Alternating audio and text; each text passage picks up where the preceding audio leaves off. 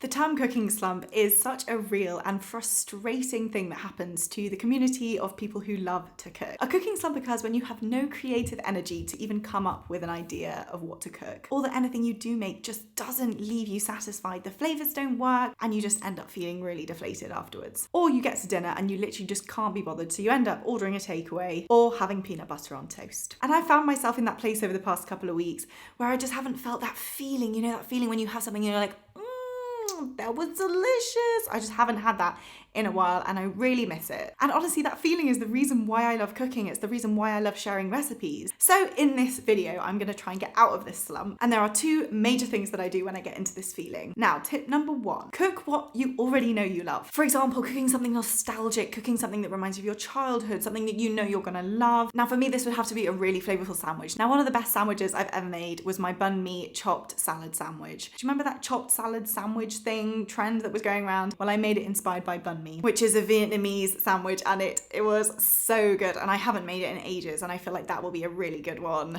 to hopefully try and get me out of the cooking slump. Or even better than making something that you know is already nostalgic is cooking from a cookbook or a chef that you know you love. I have so many cookbooks that I absolutely adore, but I think because of what I do with my job, I don't necessarily always look at cookbooks and I don't always get inspiration from them all the time or cook the recipe ingredient by ingredient, method by method. But it's a really great way to get back into creativity and loving to cook again, because it just doesn't use any brain power. You're just reading the ingredients, you're then reading the recipe, and all you've got to do is cook. Now, for those of you who followed me for a while, you'll know that I've just come out with a cookbook. The world is your dumpling. Now, I'm not going to cook any recipes from here because firstly, that would be shamelessly plugging my own book, but I've also made these recipes so many times, and although I love every single one of them, I feel like for my cooking slump, I need to cook something that I'm not familiar with and that I know I will read the recipe and I won't just try and come up with my own recipe as we go along. So I'm going to cook from a recipe book that my friend has come out with recently, Good Time Cooking. It is a beautiful, beautiful book, and it's all about show-stopping menus for easy entertaining. Rosie Mackean is the pasta queen, but also she is the dinner party queen. And from this book, I'm going to be making two recipes. One is her bucatini alla zozona. Look how delicious that is. Wow! And the second, because I'm going all out here, is her burrata with olive, salsa, aubergine, and bread. Another absolutely delicious looking recipe. So I'm going to start by making these three recipes, and if they don't get me out of a cooking slump, then I have another trick up my sleeve. Let's get cooking.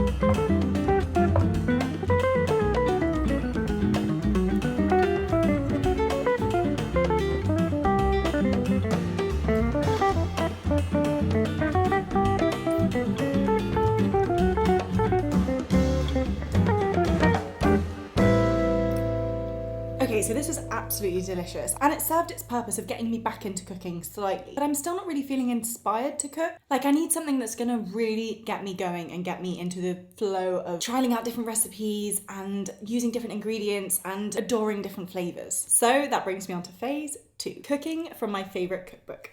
We're diving in to one of my favorite cookbooks written by one of my favorite people, Rosie Mackean. She not only is a food content creator, food writer, author, she is also all round a great gal. I just want to talk to you a little bit about why I choose a cookbook and the reasons that, for me, make a cookbook good. So first off, the cover not only is fantastic, super vibrant, and really eye-catching, but then the photos are also one of the things that I adore looking at. These photos were done by Sam Harris. I'm just gonna show you some of the photos. They're super vibrant but vintage, really great contrast. The colors are fantastic. They just make the recipes pop out of the pages. Okay, so other things I always look at when I'm choosing a cookbook are the number of ingredients, the style of method that it's being written in, the stories, the writing, the layout, the speed in which you can cook the recipes, the titles, and the equipment. Those are just a few things. Rosie is a fantastic writer and her words jump off the pages. You just feel like you're there with her making this recipe, which is really special. But so just to go over the recipes that I'm cooking,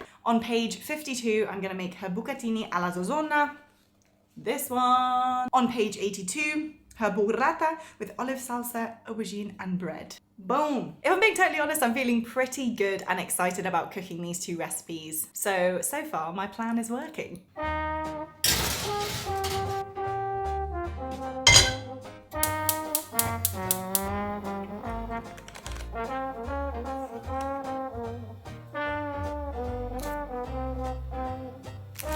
I am so excited.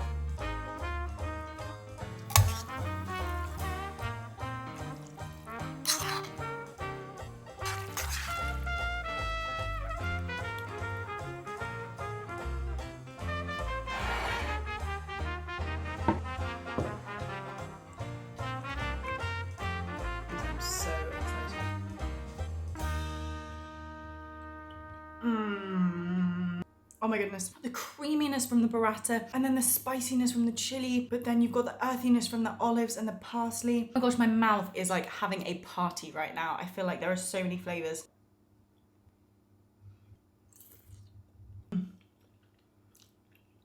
Ooh. You know what, for a dish that really doesn't have that many ingredients, that is absolutely delicious. With these kind of dishes, when you're making a dish that has a small number of ingredients, the key is to using really high quality ingredients. So I got good quality guanciale, nice sausages, good quality pasta, good quality tomatoes. That's kind of the trick really. Now the only downside to this pasta is that it's bucatini, so when you suck to get the pasta up, you just suck air because it's hollow, but flavor wise and looks wise, I mean, you can't go wrong with that, can you? Okay, so far the cooking to get out of my slump has worked, but I'm really now looking for something that is going to tingle my taste buds and make my belly rumble. So I'm gonna keep going on my journey to figuring out how to get out of a cooking slump. Because although I feel like I am definitely getting out of the slump, there's definitely still a part of me that kind of still feels a bit like, about the idea of kind of putting flavors together. I really want to get my inspiration and zhuzh back to get back into the kitchen. So in order to do that, we are going to get onto tip number 2, switch cooking styles. Okay, and what I mean by that is if you tend to cook savory recipes, like me basically, and you never really tend to dive into baking or cooking sweet treats, then that's what you should do. You should swap over to cooking those sweet treats. Or if you're someone who always buys your kind of bulky ingredients from the supermarket, like pasta, noodles, bread, then why not try making it from scratch? Whether that's making dumplings, from my cookbook, for example, homemade focaccia, or even like a nut butter of some sort. Because they always say homemade tastes best, and it really does. It's also much better for you, and it's just very satisfying. Or another thing is if you always tend to make dishes from a certain cuisine, like Italian cuisine or Thai or Indian, then once again, try and switch that up and cook something from a cuisine that you've never even heard of or that you've never tried before. And you might find that you absolutely love the flavors that that cuisine brings. So for this challenge, and for me as a savory gal, I am going to swap over to the sweet side and try and make something from scratch that is a sweet, decadent treat. On a more soppy level, I think one of the reasons why I actually want to dive into becoming a better baker is because I love the idea of going over to a friend's house and bringing a sweet treat of some sort. I've done it in the past where I've made savoury stuff, but I don't know, I feel like sweet treats just hit different. People open the door and they're like, ooh! So I really want to just hone my skills and get better at that so I can just start making stuff and taking it to friends, and also making it for myself. So recently I have had this craving for cinnamon rolls, and I've actually never made them before. I've actually never really had them before. Like, I might have only had them like 2 or 3 times in my life. I love a cinnamon bun, so the ones that don't have the kind of cream cheese topping, but I've never made cinnamon rolls with a cream cheese topping before, and I am so excited. I feel like I've seen them everywhere on socials, on my For You page, and they just look so squidgy and creamy and delicious. I feel like I just need to make it. Sure.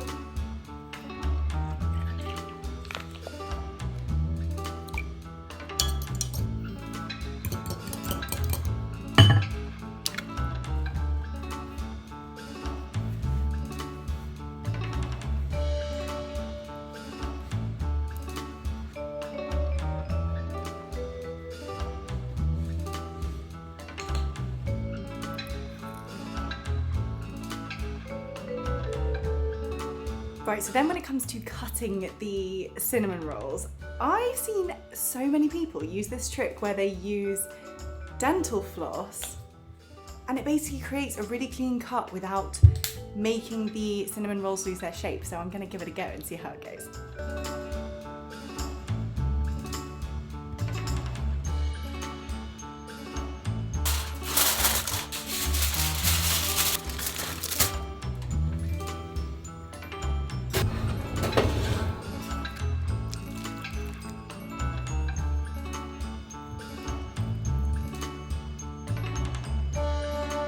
Moment of truth.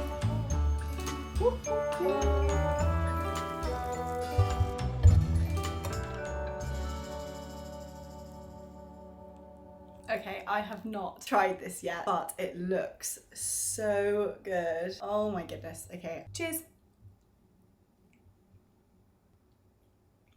I'm gonna stop because it's literally like 6 p.m. and I need to have dinner. The cream cheese topping, phenomenal, absolutely love that. I'm not gonna lie, I think the buns themselves could have done with a bit more rising. I did leave them for about 2 hours, but maybe the yeast was out of date or something like that. I feel like they could have been fluffier. All in all, I feel like my craving has been satisfied and I'm excited to devour like the whole tray later. Oh, I'm so happy. I feel like I am officially out of my cooking slump. I'm really excited to see what new recipes I'll come up with. Make sure to subscribe if you like these videos. Let me know if there's a cookbook or a recipe that's got you out of a slump before. And also let me know if you have a cinnamon roll recipe that is like your absolute go-to, never ever fails you. I will see you in the next video, or on my Instagram or TikTok or newsletter or website or wherever. Thank you so much for watching this video, and I'll see you in the next one. Bye!